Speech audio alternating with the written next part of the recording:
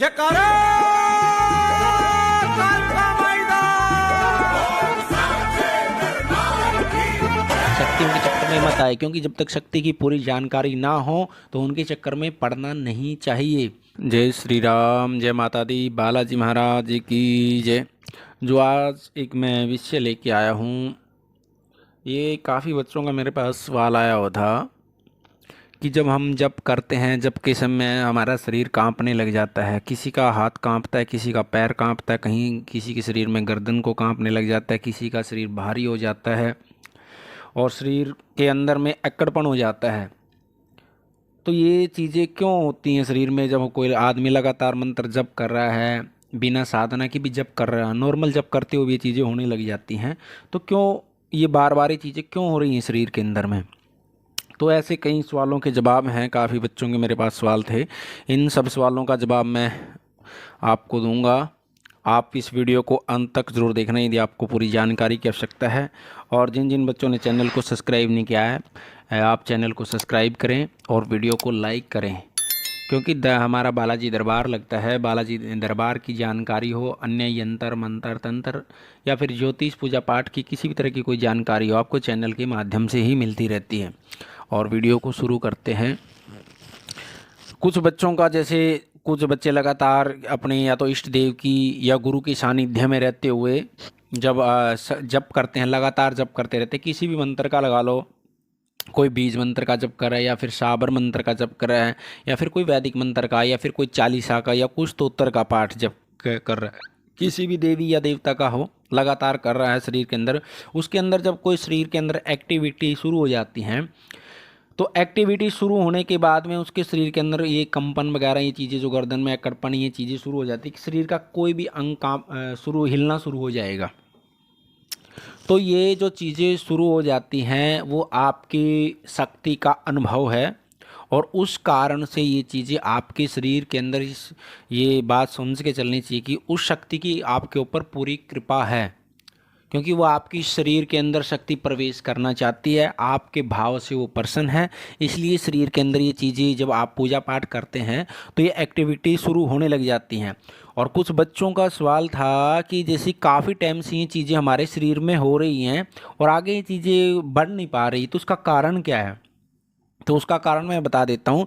जब काफ़ी बच्चे काफ़ी टाइम से ये चीज़ें होनी शुरू हो जाती हैं और आगे कहीं कीर्तन में जा रहे हैं, कोई भजन कर रहे हैं, कोई जैसे जागरण में जा रहे हैं, चौकी में जा रहे हैं, तो शरीर का कांपना, अंदर से जो एक शरीर के अंदर ना एक्टिविटी शुरू होना, तो ये सारे ही शक्ति के लक्षण हैं। ये सारे ही शक्ति के लक्षण हैं। शक्ति आपके शरीर में जो चक्र हैं अंदर के, वो खुलने शुरू हो चुके हैं और काफ़ी बच्चे इस चीज़ से परेशान हो रहे हैं। मेरे पास जो सवाल आया था कि हम काफ़ी टाइम से, कोई 2 साल से 3 साल से, कोई शरीर के अंदर ऐसी ऐसी चीज़ों की एक्टिविटी शुरू है हमारे शरीर के अंदर, ना तो वो पूरी खुल के आ रही है और ना वो बंद हो रही है।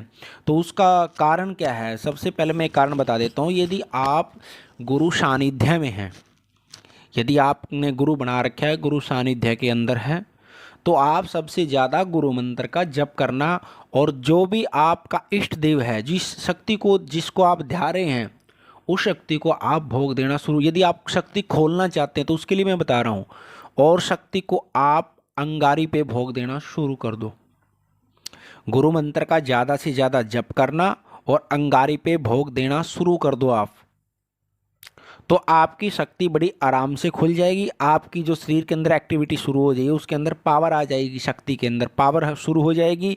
और बीच बीच में जैसे ग्रहण आता है, दीपावली आती है, होली आती है, नवरात्रि आते हैं, अन्य कोई भी दिन आता है, तो उस समय के अंदर आप जिस भी इष्ट देव की साधना करना चाहते हो, आप अन्य किसी भी देवता की आप उसमें साधना करिए, तो आपकी शक्ति जरूर जल्दी से जल्दी खुलेगी।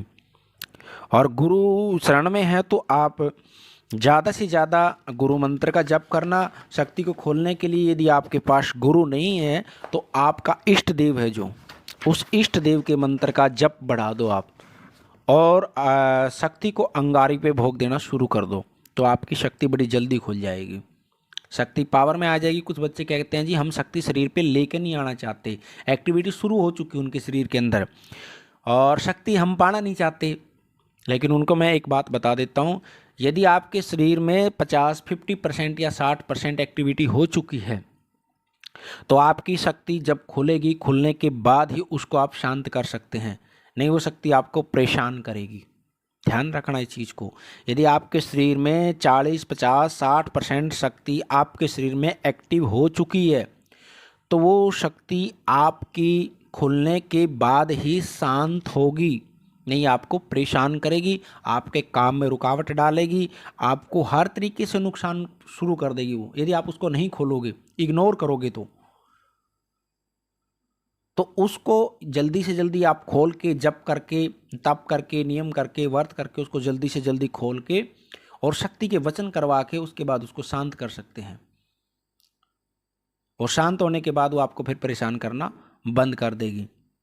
और कुछ बच्चों का सवाल ये था कि हम शक्ति को भोग दे तो रहे हैं, और शक्ति भोग स्वीकार कर रही है या नहीं कर रही है, लेकिन हम लगातार किसी के गुरु के जो भी जानकारी के कहने से या यूट्यूब पे देख कर कहने से उनको भोग देना शुरू कर देते हैं। मैं दोबारा फिर बता देता हूँ, ऐसे शक्तियों को भोग नहीं देना चाहिए। कुछ बच्चे क्या करते हैं, भाई हम शक्तियों को शरीर पे नहीं लेके आना चाहते, तो उन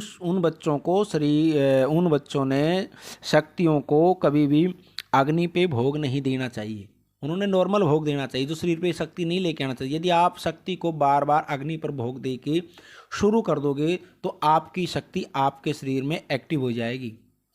क्योंकि क्या है, कुछ परिवारों के अंदर तो क्या रहा है, पीछे से चलन चला हुआ है अग्नि पे भोग देने का, उनका तो कुछ को दिक्कत नहीं आएगी। कुछ नए बच्चे शुरू कर देते हैं, उनको दिक्कत आनी शुरू हो जाएगी, शक्ति जागृत हो जाएगी जल्दी से। तो इस चीज़ का ध्यान रखिए, यदि आप शक्ति नहीं लेके आना चाहते तो नॉर्मल भोग दें। इन चीज़ों का ध्यान रखना। जितने सवाल थे, और कुछ बच्चों का ये था कि हमारे शरीर पे शक्ति आई हुई है, पूरी शरीर हिलता है, लेकिन शक्ति बोल नहीं पा रही, क्या करना चाहिए। और गुरु नहीं है उसका, गुरु है तो गुरु मंत्र का जप करना पड़ेगा, क्योंकि गुरु मंत्र के अंदर में ही सारी चीज़ें चलती हैं, सारी शक्तियाँ गुरु मंत्र के अंदर में ही चलती हैं। यदि आपका गुरु नहीं है तो आप ज़्यादा से ज़्यादा इष्ट देवता, जो भी आपका इष्ट हो, माँ भगवती हो, बालाजी महाराज हो, खाटू श्याम बाबा हो, साईं बाबा, जो भी जुन सा भी हो, उसका ज़्यादा से ज़्यादा जप करना शुरू कर दो। और उसको अंगारी के ऊपर, जिस दिन, हर रोज़ भोग नहीं देना आपने, जिस दिन उसका दिन होता है, जैसे हनुमान जी का मंगलवार है, शनिवार है, माँ भगवती को मंगलवार को, शनिवार को देते हैं, बाबा गोरखनाथ को लोग गुरुवार को देते हैं, संडे को देते हो। तो इस तरह से जिस भी देवता का जो दिन हो उस दिन उसको भोग देना शुरू कर दो। और जप करने के बाद आप, दूसरा ध्यान रखना, जब आप जप कर रहे हो, जप करने के बाद में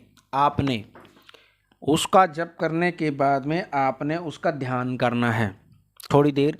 या तो आपके पास में कोई डेक स्पीकर वगैरह चला करके 10 मिनट 15 मिनट उस चीज़ का आप ध्यान कर दो शुरू। जैसे कीर्तन करते हैं हम, कीर्तन में शक्ति का ध्यान करते हैं तो शक्ति जल्दी एक्टिवेट हो जाती है, जल्दी जागृत हो जाएगी, जल्दी बोलना शुरू कर देगी, खुल जाएगी, पूरी खुल के आएगी। इसी तरह आपने लगातार, आप मंत्र जप कर रहे हो और शक्ति लेके आना चाहते हो तो आपको जैसे भजन कीर्तन करके, भजन चला करके जिस भी देवता की शक्ति लेके आना चाहते हो, आप लगातार जप कर रहे हो, तो उसके बाद में 10 से 15 मिनट तक आपने अंतर्मन से उसका ध्यान करते हुए शक्ति का भजन में मग्न हो जाना है, आपने और कुछ नहीं करना, तो शक्ति जल्दी खुल जाएगी।